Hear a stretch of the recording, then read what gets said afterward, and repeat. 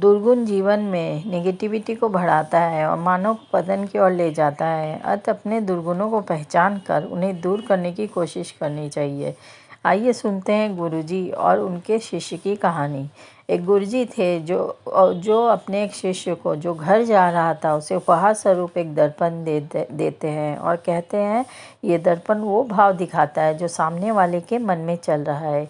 ये बता देगा कि सामने वाले के दुर्गुण क्या हैं। शिष्य को ये बहुत ही इंटरेस्टिंग लगा और सबसे पहले उसने अपने गुरुजी को ही दर्पण में देख लिया और पाया कि गुरुजी में बहुत विकार है, अहंकार है, घृणा है, थोड़ा सा द्वेष है, पर कुछ बोला नहीं क्योंकि गुरुजी ने ही तो भेंट दी थी।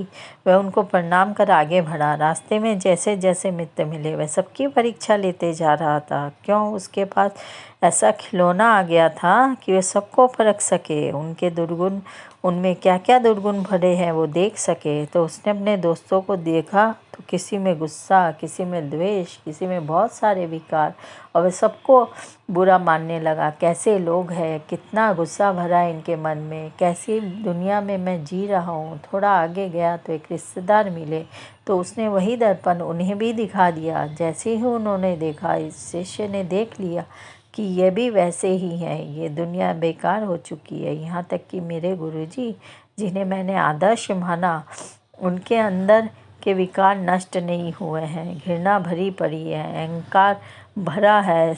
हे प्रभु, कैसी दुनिया में मैं जी रहा हूँ। जब घर की तरफ बढ़ा तो अपनी गली में पहुँचा तो उसने अपने माता पिता को परखने की सोची, जिनका बड़ा सम्मान था, उनकी बड़ी प्रतिष्ठा है। एक बार ये एक्सपेरिमेंट उनके साथ भी कर लेता हूँ, वह तो निर्मल ही होंगे। और दर्पण में पिताजी को देखने को कहा। पिताजी में दुर्गुण दिखे। फिर उसने अपनी माताजी को दिखाया, उनमें भी दुर्गुण दिखे। उसका तो विश्वास ही उठ गया। उसे लगा ये कैसी दुनिया में मैं जी रहा हूँ, हर कोई मिथ्या चल रहा है, दिखा कुछ रहा है, कर कुछ और रहा है। थक हार के वे गुरुकुल गया और वह दर्पण वापस कर देता हूँ। गुरुजी से बोला, ये कैसा दर्पण आपने दे दिया है, सबके दुर्गुण दिखा रहा है, आप में भी कमी दिखा रहा है। गुरुजी हंसने लगे और पूछा, तुमने क्या किया?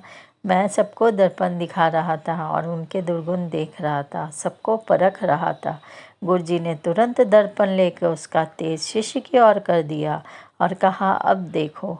शिष्य ने उसमें अपने आप को देखा तो हर कोने में घृणा, द्वेष, क्रोध, मद से भरा उसका मन दिखाई दे रहा था। वह सिर झुकाकर खड़ा हो गया।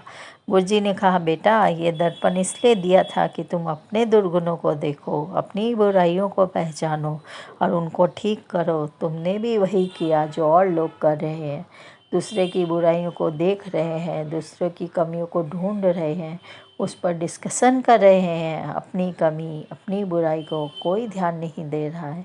समय लगाना ही है तो अपनी बुराई, अपनी कमी ढूंढने में लगाओ, उन्हें ठीक करने में लगाओ, ना कि दूसरों की बुराइयों को ढूंढने में, उन पर डिस्कशन करने में।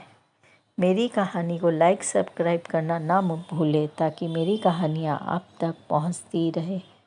जय श्री कृष्णा, जय श्री कृष्ण।